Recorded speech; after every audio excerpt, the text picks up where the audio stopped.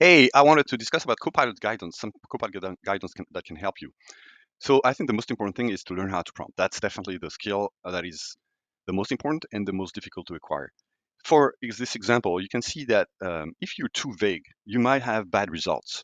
So if the prompt is too short and not giving some context, then Copilot might find something. The first thing he finds is going to give it to you back, and that might not be very useful. The way you need to prompt is, and everything is not obligatory, but it's really recommended to give some context. So first, maybe you can say where to look. Just are you just focusing on the internal content, or are you exposing also to find something on internet? To do that, you need to enable the web plugin, but you can tell, just look at internet or look internal content or internet content, whatever. Then you need to describe the task. What are you trying to achieve? Also describe your goal. So it's a little bit connected, but the task is more asking Copilot to do something. Your goal is really what you're expecting from this task. So again, it can give Copilot some really good information to figure out what Copilot needs to do. The format can be very helpful to you. So you can say, I want this in a email format, I want this in a table format, in a bullet point format, whatever your format is. You can really good, uh, give a good description. You can even say, I want to use some emojis in the format when some information is related to whatever. And so you can have a very nice format as an output. Also, definitely, you can set the tone. You can say, please answer this in this tone, like being empathic, being inclusive, being formal, being long. Uh, Definitely, you can choose the tone you want. Also, I think it's important to define the audience. So there's two things. You can ask Copilot to incarnate somebody. You're an expert in whatever, but also you can ask Copilot and tell Copilot actually that your audience you're targeting with this content is whatever audience it is. Maybe the content is going to be different if you want to address an email, for example, to a CEO than for a frontline worker. It's not going to be the same thing. So definitely define the audience, and you can also use the persona that the Copilot should take. And finally, define the context. Define, here it is a prompt where to write an email with tables. So you see there's two format here, so people can quickly understand the key points. The the task is to draft an email for leadership team. So there's audience in the retail industry that describe the business value of Copilot Microsoft 365, and there's some more description describe the benefit of embracing Copilot for Microsoft 365 and estimated return on investment. You know, explain that enabling Copilot for Microsoft 365 is not enough to have a return on investment. So you give more context of what you're really looking for. It's like talking to a kid that is very smart. So you lay down all the information that can be useful for the kid to answer this question. And the only difference is this kid is very smart. He has access to a huge knowledge base, your internal tenant knowledge base, but also internet eventually. So the more context you give, the better it is. So that's my second recommendation in terms of learning how to prompt. And finally, when you get a result, and this is an extract of the previous prompt result, fine tune, check the result, check if it's accurate. Sometimes there are hallucinations. Sometimes it's very convincing and it's wrong. So also check the sources when it gives a source where you found the information. Here you have estimated return on investment. Then you can see, open the document or open the link, and you'll see, where this number is coming from, or where does this information is coming from. So definitely check the source. That will help you to figure out if there's no hallucination, if it's correct. And also you can iterate. You might not have the good prompt the first time, and it will give you often some suggestions to keep on asking questions. So here you can see that there's a question that you can follow up. Can you provide more example of how Copilot can help frontline workers? So definitely you can iterate and figure out, maybe, if you want more information or connected information, if he's suggesting it, then probably there's some more information. You can also iterate with your own request. You don't have to take the suggestion. If you find that something is missing, maybe, and it's not suggestion, maybe you can ask your own prompt and iterate on your own prompt. And finally, you might want to adjust the content generated. Here it's an email. Maybe I want to change a few things in this email because they're not really exactly what I want. So those are basic recommendations, but they're very important. So the next thing is where can you prompt? So there's a lot of applications. Here a list of all the applications so far where you can prompt. and you'll see in a few slides that actually there are good guidance on what you can prompt as a starter. But you can see it's not just Teams, Outlook, Word, Excel, PowerPoint. There's also OneNote. There's also Loop if you have access to Loop, Whiteboard Planner, Stream, Forms, and Viva Engage. So there are a lot of places. Even I think there's another place, very simple place in OneDrive and SharePoint. When you're sharing a document in an email, you can ask Copilot to summarize, and there will be more. More will come. Probably the first place is Copilot for Microsoft 365, or it's called also Copilot Chat. So it's either copilot.microsoft.com, or you can find it in Outlook on the left side of your screen, or you can find it in the portal. There's a Copilot icon, and that surfaces everything in your tenant. That can be also the best place to start, depending on what you want. I'm not going to read this, but I try to make a list of the most important applications and the features that are available, because it's not consistent. Some features are not available in some products. They're not available everywhere. Even in one product, it might have some limitations. So this is a map that I try to maintain, where you can see that depending on what application you're using, some features are available or not in Copilot. So when you're looking for something, check this to see if the feature you're looking for is available in one of those products. I will say a good way to start to try Copilot is to use Copilot Lab. So in the Copilot app, um, you have an icon which says see some prompts, and then you can open from that. You can open the Copilot Lab, and you'll see all the prompts that Microsoft has listed, and they are organized by app. So you can select an app. They're also organized by task, so you can filter everything by app or task, or both. And here are the list of tasks. They categorize those tasks with catch up, create, understand, edit, learn, ask. And finally, they're starting to deploy some scenarios, use cases by job type. So you can see if you're in HR, you can click on human resource and see the prompt they're offering, and you can try some of those prompts. Here is an example on the left where you have the general Copilot Lab, the first window, and the second window is an example of writing a customer success story. I'm not sure if it corresponds to a persona. You can see what app it's available in. So another recommendation I make is to use the power of references. I think this is super powerful. You can compare documents. You can check a document, or two actually documents, against another one. So a good example here is this document compliant with some guidance? So for example, here it's a scope of work. Are those scope of work compliant with my rules? You can have that for any kind of document. It can be legal, it can be in HR, it can be in marketing. If you want to check if a document or two documents, because why two documents? Because you can only refer three documents. So the idea here is to create some documents with some rules, how you create, or you should create a scope of work, or should you create a marketing document about a product, or should you create um, you know whatever content that need to respect some guidance and some rules.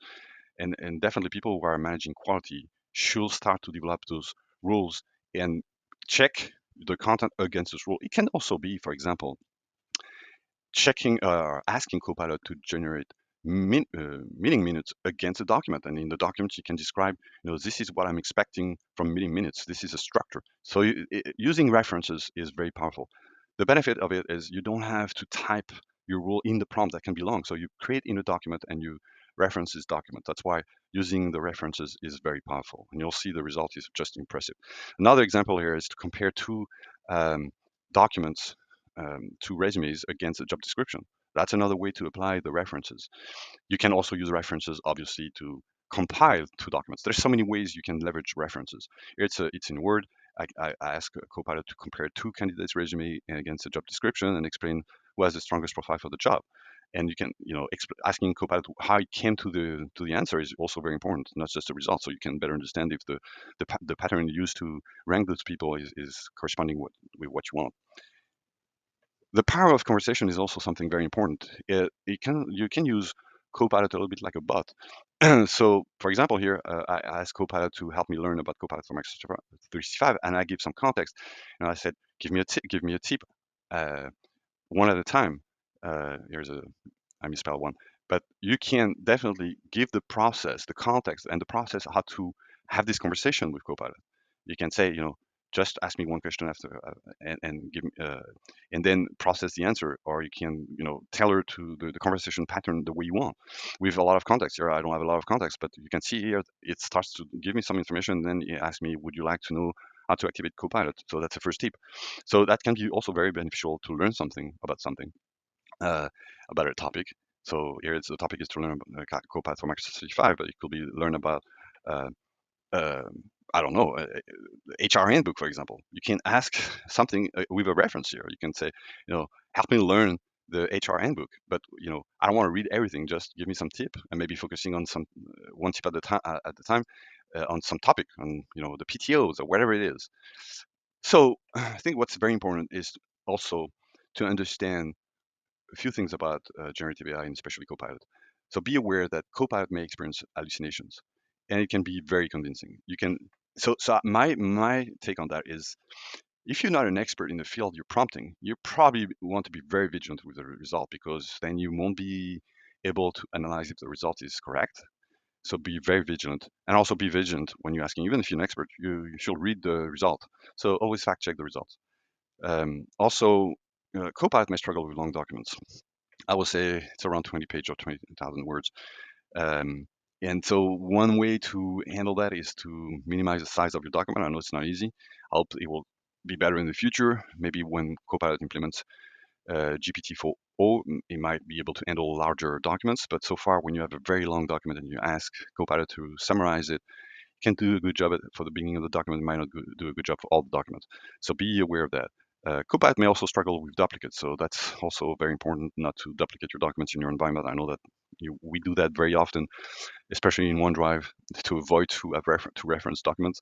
But that can make Copilot be very confused, and so you might have some bad results. And especially when you're trying to find a document, if there's a duplicate, when you name it, which one is the good one? You don't know. So probably you want to do some cleaning in your environment. And also, Copilot might not succeed on the first try. So you'll see that sometimes there's error for whatever reason. We don't even know why there's an error. So but it offers try again. So try again. Sometimes you need to reframe your prompt. So be tenacious, but don't waste too much time. So if after 3 or 4 tries it doesn't work, you probably want to change direction or change your prompt or find another way to have a expected result. Maybe call call somebody or chat with somebody. Copilot might refuse to execute some prompts. So there's it's interesting. I shot some videos I think on my YouTube channel where I show that when you're asking a question to ChatGPT, will give you the answer, even if the question is not very ethical. But Copilot does a better job. It prevents you to ask some questions. You're going to say, I cannot do that. And so there's also you need to understand that when you're prompting, everything you prompt is logged. It goes into today, I think in an Exchange folder that you don't have access in Outlook, but it's logged for e-discovery and retention. And so also with Compliance Manager, an admin can see if there are offensive prompts, and it can be notified by offensive prompts or non-ethical prompts. So I think the best thing to do is to be ethical. And finally, Copilot might not deliver the result that you're expecting. So it's definitely important to learn how to prompt. It takes time. I'm still learning. I'm still confused, but it's a learning curve. So you need to be patient. It takes time how to prompt properly, even if sometimes you think you understood how to prompt properly, but it doesn't come with the expected result. And finally, Copilot is getting better. So there's more and more features, but also the engine is getting better. And in the future, with the new model from OpenAI, it's going to improve in terms of performance and accuracy. So I would say the key points to remember is you need to embrace the learning curve. This is not just something instantaneously that you're going to learn. It's not like when you migrate to a new product and you learn the product and you find you need to learn all the time. I'm using Copilot since I think February, and I'm still learning a lot of things, not only on existing features. Um, I still learn how to prompt. I still learn, and I still try to find the use cases that are valuable for me. But it's a continuous learning journey. And on top of that, Microsoft is releasing new features, so you need to learn more. So have in mind that you need to build your change muscle. It's an ongoing journey. Um, Master your prompt skills. This is crucial. So you need to learn. There's a lot of framework how to prompt. There's a lot of knowledge. I would recommend, quite frankly, for you to in your organization to have some sort of database of prompts that are effective and share those prompts and discuss those prompts and support users with what prompts are working well for them because it can be very confusing. It's not like a product. It works if you do that. No, You have to explain in what context it works better, and you need to share that because we all learn. We all still learn about that. There's not going to be a true or one way to do it. Just an example: if you prompt something and you prompt the same thing a second time, you won't have the same result. So that shows that there's a you need to adjust to that new way of working. So optimize your workflow. I think it's important to figure out, where Copilot can help you by identifying, where you're wasting time. That's probably the first thing you want to figure out is where do I waste time and where Copilot can help me. It can also help you to be more creative. I think it will come in the second time, but first focus on where am I losing time and how Copilot can help me. Set realistic expectations. I've seen so many people who try Copilot and failed, and then they thought they're going to be a miracle, and just because the way they prompt is too vague and there are too much information to analyze, and Copilot won't be able to do that. Remember that Copilot is not learning from your content. Um, that's the benefit of Copilot compared to ChatGPT, where ChatGPT is learning from your content. So that's why, sometimes you won't get the information you're looking for if you're too vague. So you need to narrow down what you're looking for and help Copilot to find it and learn through experience. I think it's you have to go through trial and errors and learn from it and share what you learned. Definitely, is going to be beneficial for your teammate and for the organization. So don't forget that you both you and Copilot will improve over time. So that's I like it because I like to learn and I know that Copilot is going to be better because Microsoft is going to improve it. OpenAI is going to improve and also, you're going to improve to better know how to talk with Copilot. It's like when you talk to somebody, you learn to talk somebody because you spend time talking with somebody, so you understand how he reacts or she reacts. So you're adjusting. But it's like with your partner, it's a constant learning curve. It never stops. You cannot know how people are going to react. So it's a little bit like that with Copilot, even if there's some way to ask things that can deliver a better result, but it's like with people, it's not binary. So I will say Copilot is in between people and technology because it's based on natural language. So it's there's so many ways to answer a question that he might try to answer a question in one way the first time, and since he has access to this magma of information on internet, and so he can answer the question differently in the second time. The first time was not what you were looking for. So that's the same thing. You need to figure out what is the best way and try again and fine tune and check the result. Hope this was insightful.